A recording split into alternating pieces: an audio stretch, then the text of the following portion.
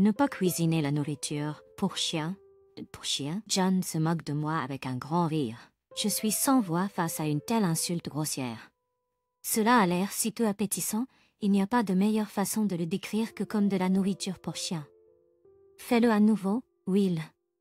Je rétorque immédiatement au mot de John. Mais je suis encore en train de magasiner. Quoi? John semble perplexe, mais je m'en fiche. C'est ma propre façon de me venger de lui. Je m'appelle Elizabeth Green, j'aurai 50 ans cette année. J'ai une fille qui a déménagé, donc maintenant c'est juste moi et mon mari, John, à la maison. John travaille dans une grande entreprise de publicité de poste, bien connue grâce à ses nombreuses publicités.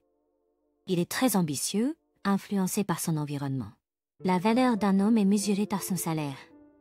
C'est son mantra. Il a l'air de travailler tard tous les soirs pour augmenter son revenu. Je soutiens tranquillement son dur labeur. J'ai rencontré John grâce à une introduction d'un ami. Je travaille à domicile, donc je n'ai pas beaucoup d'occasions de rencontrer des hommes. La dernière fois que j'ai eu un petit ami, c'était au collège. Un ami prévenant m'a présenté John par l'intermédiaire d'une connaissance. Ma première impression de John était qu'il était frais et séduisant. Il était toujours bien habillé dans son costume, avec une coupe de cheveux stylée. Pour quelqu'un comme moi, qui ne s'habille pas beaucoup, il semblait venir d'un autre monde. Mais John, d'une manière désinvolte, a dit « Je suis occupé par le travail et je ne peux pas me rencontrer souvent, mais je t'apprécierais, shakez-vous la main. » Oui.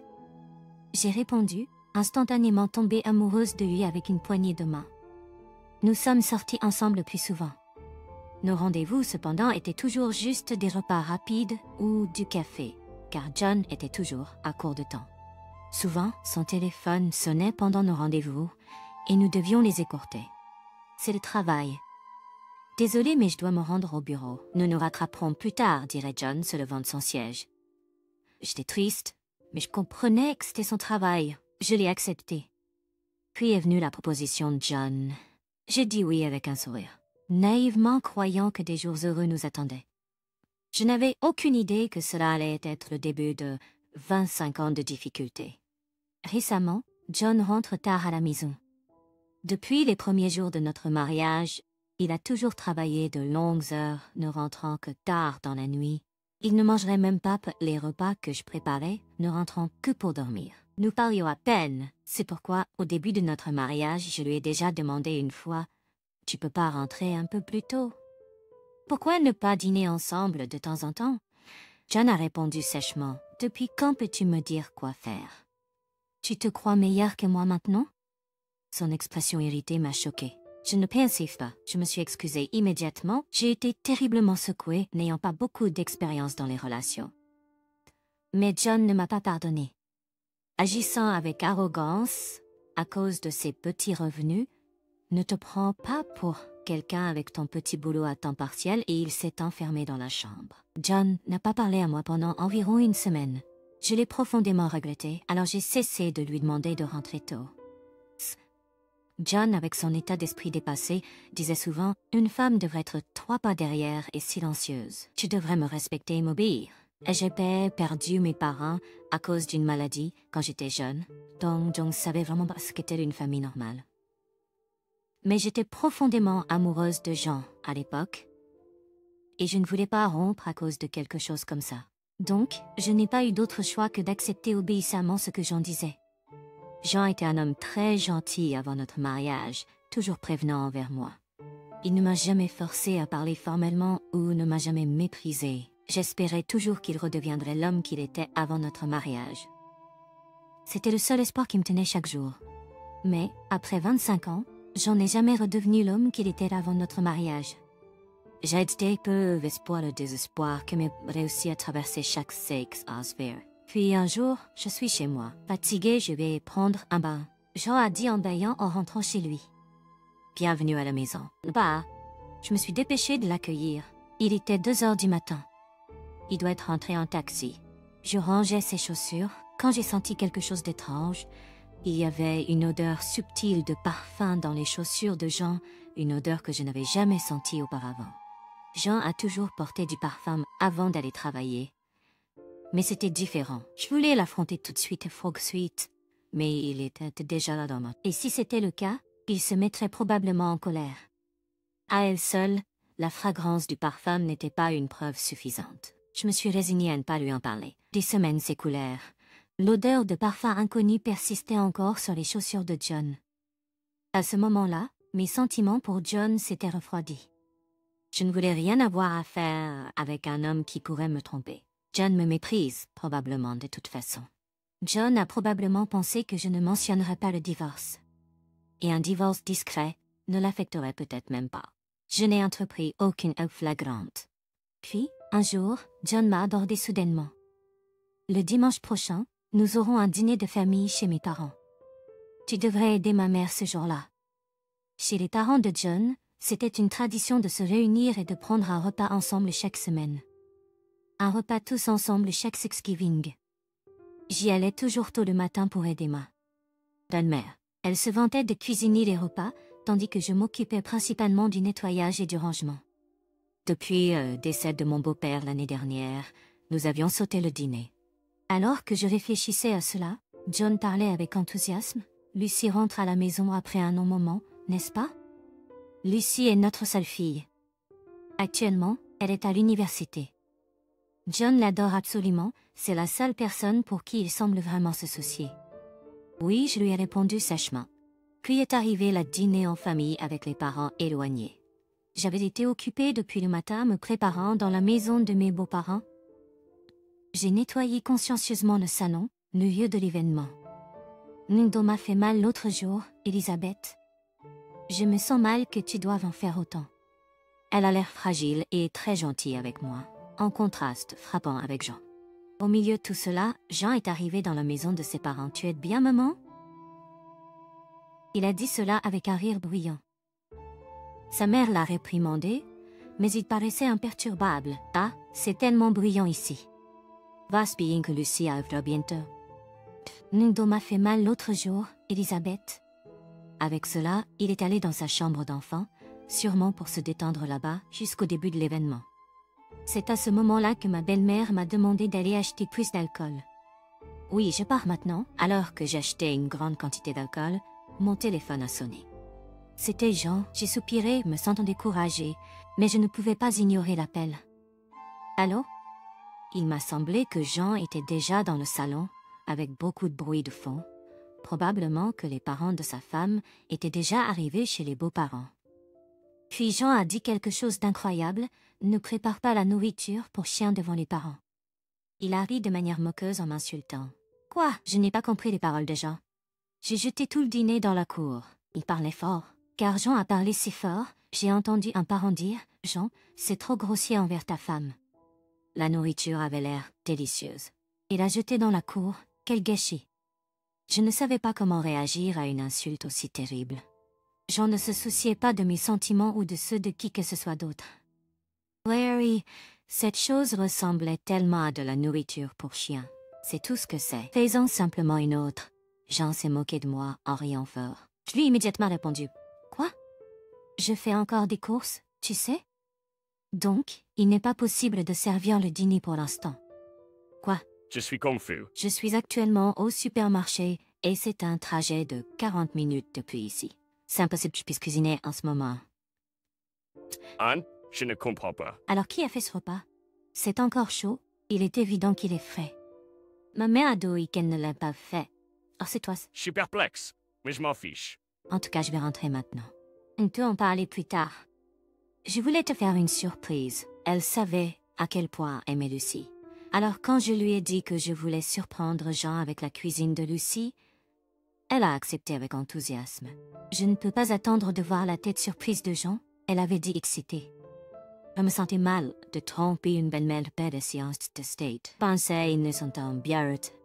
C'est probablement pour ça qu'elle a été si choquée par ce qui se passait. J'ai tout expliqué à ma belle-mère, perplexe. Malheureusement, Jean et moi ne nous entendons pas du tout. Sa vie ne consiste qu'à rentrer à la maison pour dormir, et en plus de cela, il me trompe. Le visage de ma belle-mère est devenu pâle en entendant cela. « Écoute, ne dis pas des choses comme ça, John a crié sur moi. Voulez-vous des preuves? » Je viens de remettre une enveloppe à John remplie de documents. « Qu'est-ce que c'est? » a-t-il murmuré en commençant à lire les documents. Son visage est devenu blême en lisant. Donc, je lui ai dit avec assurance, il semble que vous n'avez pas remarqué, mais récemment, il y a eu un parfum de femme très fort. Donc, j'ai engagé un détective privé, et honnêtement, la quantité de preuves qui est ressortie a été choquante. Je pensais toujours que les retours tardifs de John étaient dus au travail. Cependant, les découvertes de l'enquêteur ont révélé qu'il s'agissait d'affaires. Il semble que John ait fait des avances à des femmes au travail et à des partenaires commerciaux. Même les appels pendant nos rendez-vous étaient avec d'autres femmes. J'ai parlé à John d'une voix calme. Pas étonnant, n'est-ce pas? Alors que je jonglais avec le travail et que je m'occupais de notre maison et de l'enfant, John s'amusait avec d'autres femmes. Face à la vérité, le visage de John a montré de la frustration et il est devenu silencieux. Ignorant John, j'ai continué à parler. Beste récemment, il faut tout offrir des sacs de marque aux filles pour avoir une liaison, non? Elles n'accorderont pas d'attention à vous à moins que vous ne dépensiez de l'argent. Comme c'est pathétique. Est-ce pour cela que vous avez été radin avec les dépenses ménagères récemment? John avait été réticent à contribuer aux dépenses ménagères récemment. Il a dit, maintenant que Lucy s'est installée ailleurs, nous n'avons pas besoin de dépenser autant pour les frais de ménage. Peu importe combien je discutais, il ne voulait rien céder. Donc j'ai dû couvrir les dépenses avec mon propre revenu. Il s'est avéré qu'il utilisait l'argent pour ses propres affaires. Les parents, qui s'étaient rassemblés devant la porte à ce moment-là, étaient scandalisés. John, avec une femme aussi bonne, et pourtant tu le trompes. C'est minable pour un homme, ont-ils dit avec des expressions dégoûtées. J'ai déclaré fermement à John, je te quitte, John. Pourquoi ne pas épouser l'une de tes maîtresses? Bien sûr, je prendrai une juste part de la pension alimentaire. John a été visiblement secoué par l'évocation du divorce. Ne me quitte pas. J'ai dépensé la plupart de mes économies pour mes maîtresses. Il ne reste donc presque plus rien. Je ne peux pas me permettre un divorce. J'ai été stupéfait par sa logique égoïste. En effet, le rapport de l'enquêteur privé a montré John dépensant dans des restaurants haut de gamme et des sacs de marque pour ses affaires. Même avec un emploi dans une grande entreprise, il n'y a aucun moyen qu'il lui reste des économies après l'avoir dépensé de cette façon. Tu es une pire. A lancé un regard noir à John en silence. Semblait finalement se rendre compte de l'atmosphère qui l'entourait, paraissant quelque peu mal à l'aise. Tu penses vraiment qu'une telle raison égoïste va tenir la route? Et il semble que tu comptes désormais sur mon revenu, mais tu as toujours dénigré mon travail à domicile, n'est-ce pas? Un emploi à domicile n'est qu'un travail d'appoint. Je travaille dans une grande entreprise et je suis beaucoup plus important dans la société. Il est clair qu'il ne regrettait rien et continuait à mépriser mon travail. Il était temps de briser son arrogance. Je suis ingénieur freelance. Bien que mes revenus fluctuent, ils sont approximativement les mêmes que les vôtres annuellement. Après avoir obtenu mon diplôme d'une université en ligne, j'ai décroché un emploi dans une grande entreprise de télécommunications et j'ai ensuite travaillé de manière indépendante. Grâce à mon expérience professionnelle, j'ai pu obtenir des projets. Sans un revenu décent, je n'aurais pas pu maintenir notre style de vie, surtout depuis que vous ne contribuez plus aux dépenses ménagères récemment. Jean s'est fait ça abattu. Lucy gagne autant que moi. Il semble que Jean ait été surpris par le montant de mon revenu, beaucoup plus que ce qu'il avait prévu. Il est manifestement sous le choc. En vérité, j'aurais pu divorcer plus tôt. Mais je ne voulais pas que Lucy vive avec un parent célibataire. Cela aurait peut-être compliqué ses perspectives de mariage. Je continuais. Lucy c'est Ben, et je ne voulais pas que ses perspectives de mariage soient affectées. Tout à coup, Jean regarda Lucy et la supplia, s'accrochant à elle. Lucy, tu ne veux pas que tes parents divorcent, n'est-ce pas? S'il te plaît, dis quelque chose à Lucy. Il essayait désespérément de trouver les mots, mais Lucy le regarda froidement. Emily, John était manifestement confus. Je veux que maman soit heureuse et te divorce. C'est correct, si je me marie avec quelqu'un qui n'a pas d'objection à avoir un parent célibataire, je m'en fiche de toi maintenant. Lucy a détourné les yeux de John. Lorsque je lui ai tout expliqué, elle était furieuse, disant « Je n'ai pas besoin d'un père qui triche toujours et ne subvient même pas aux besoins de la famille. » Alors vas-y et fais ce dont tu as besoin, maman. Je te sens. John avait toujours quelque chose à redire sur tout ce que je faisais, alors j'ai anticipé qu'il ferait un commentaire désagréable quand je servais le dîner. En effet, Sa réaction était plus extrême que je ne l'avais prévu, ce qui a probablement accéléré la distanciation de Lucy avec son père. « S'il te plaît, ne m'abandonne pas », John a supplié, les larmes coulant sur son visage, rejeté par sa bien-aimée Lucy. Quel homme pitoyable, j'ai marmonné en moi-même. Ma belle-mère et les parents étaient en train de s'éloigner de John. Personne n'était là pour le consoler, une conséquence naturelle de ses actions passent. John est resté en pleurs au même endroit pendant un moment. Après cela, mon divorce avec John a été finalisé. Ce ne fut pas facile. John s'est opposé farouchement au divorce au cabinet d'avocats. Il a continué à insister en disant « Je ne serai jamais d'accord pour un divorce ». Apparemment, il ne voulait pas le divorce parce qu'il n'avait plus d'argent. Mais la preuve de ses affaires était accablante. Lorsque je déclarais « Si tu n'acceptes pas le divorce, je vais augmenter la pension alimentaire », son visage est devenu pâle. Transpirant abondamment, il a finalement dit « Je suis désolé, j'accepterai le divorce ». Après le divorce, John était rejeté par ses maîtresses.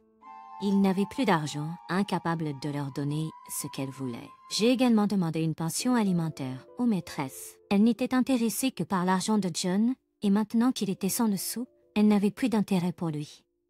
Alors John s'est retrouvé seul, vivant une vie très solitaire. Même Lucy a coupé les ponts avec lui, disant « Je ne peux pas considérer quelqu'un qui trompe comme père » et a bloqué ses appels. Ses parents ont fait de même, s'éloignant après que l'affaire a été révélée. John, par l'intermédiaire de son avocat, s'est excusé en larmes. « Je suis tellement désolé, je suis maintenant seule. Chaque jour est si solitaire. » Ensuite, Lucy et maman me traiteront comme avant. John doit être désespéré de dire de telles choses. Être seul dans la cinquantaine doit être difficile. Mais c'est entièrement sa faute. J'espère qu'il réfléchira à ses actes. J'ai fermement demandé que le temps magnifique de reconsidérer la suite. Le temps a passé et l'année s'est terminée. J'ai déménagé de la maison que je partageais avec John, utilisant la pension alimentaire comme acompte pour un condo. L'appartement est en 2 pièces avec un salon, une salle à manger et une cuisine, idéale pour une personne seule. Aujourd'hui, Lucy est venue à la maison en visite. « Veux-tu aller voir papa ?» Je lui ai demandé, mais Lucy a fait une grimace de mécontentement. Je ne prévoyais jamais de te pardonner à papa. En outre, passer le nouvel an uniquement avec toi me semble plus agréable. Maman avec un grand sourire, la vie avec John était en effet difficile, mais avoir Lucy la faisait supportable. Lucy Zoda. Merci Lucy, rougissant légèrement, elle a répondu. Je suis vraiment contente que tu sois ma mère. Merci. Après le divorce, je me demandais ce qui allait arriver à nous, mais mon travail est resté stable, et j'avais Lucy. Je ne considère pas encore le remariage, mais j'ai le temps d'y penser lentement. Bon, mon 2e chapitre de ma vie vient de commencer. Avec le nouvel an qui se lève, j'ai fait le serment de continuer à me battre en avant.